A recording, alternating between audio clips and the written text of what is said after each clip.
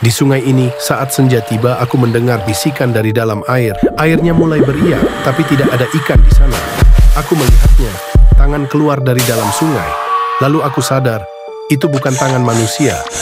Dan sekarang, bisikannya ada di belakangku.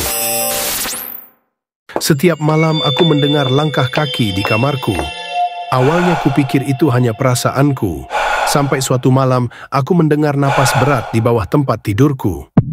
Aku beranikan diri mengintip, lalu aku melihat sesuatu. Itu bukan aku di atas kasur. Saat koma, aku dirawat oleh seorang suster tua setiap malam. Tapi aneh, siang hari dia tidak pernah ada. Saat aku sadar dan menceritakan ini, para perawat terkejut. Suster itu sudah meninggal 20 tahun lalu. Pernah dengar mitos tentang bayi yang menangis di tengah malam? Seorang pemuda nekat mencari sumber suara itu. Ia menemukannya, lalu bayi itu tersenyum.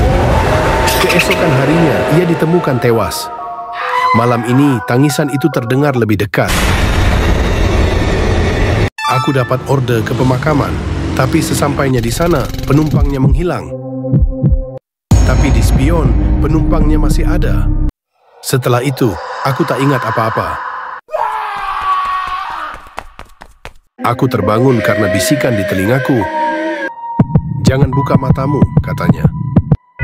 Ada sesuatu di tempat tidurku. Tangan itu menggenggamku balik diriku. Aku mengemudi mobil dengan lampu sorot menyala. Aku melihat bayangan hitam. Aku tiba di rumah, sosok asing berdiri di sudut kamar, lalu menghilang. Pagi harinya saya mengecek ponsel dan scroll media sosial sebentar. Dan berita kecelakaan muncul. Pakaiannya sama dengan sosok asing semalam. Dan setiap malam sosok itu menghantuiku. Kamar ini sudah lama tidak dihuni. Aku pikir cuma perasaanku. Lalu aku sadar, tangisan itu bukan dari dunia kita. Sejak itu, aku tak pernah berani masuk lagi.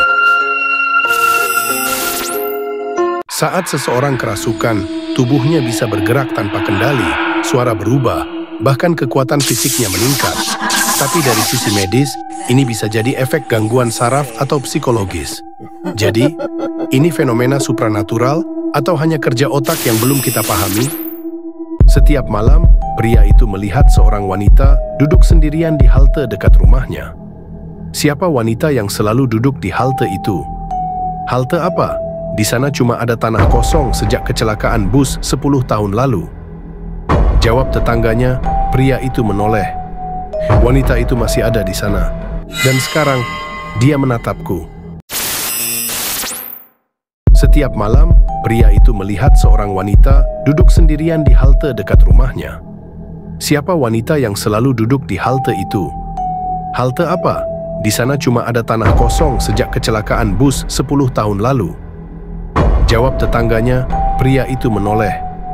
Wanita itu masih ada di sana. Dan sekarang, dia menatapku. Suatu malam, aku terbangun karena mendengar suara tangisan perempuan dari kamar sebelah. Pagi harinya, aku bertanya ke ibu kos. "Yang di kamar sebelah kenapa ya, Bu? Semalam kayaknya ada yang menangis." Wajah ibu kos langsung berubah tegang. "Nak, kamar sebelah itu kosong sejak seminggu yang lalu. Tidak ada yang tinggal di kamar itu." Malam berikutnya, aku kembali mendengar suara tangisan itu.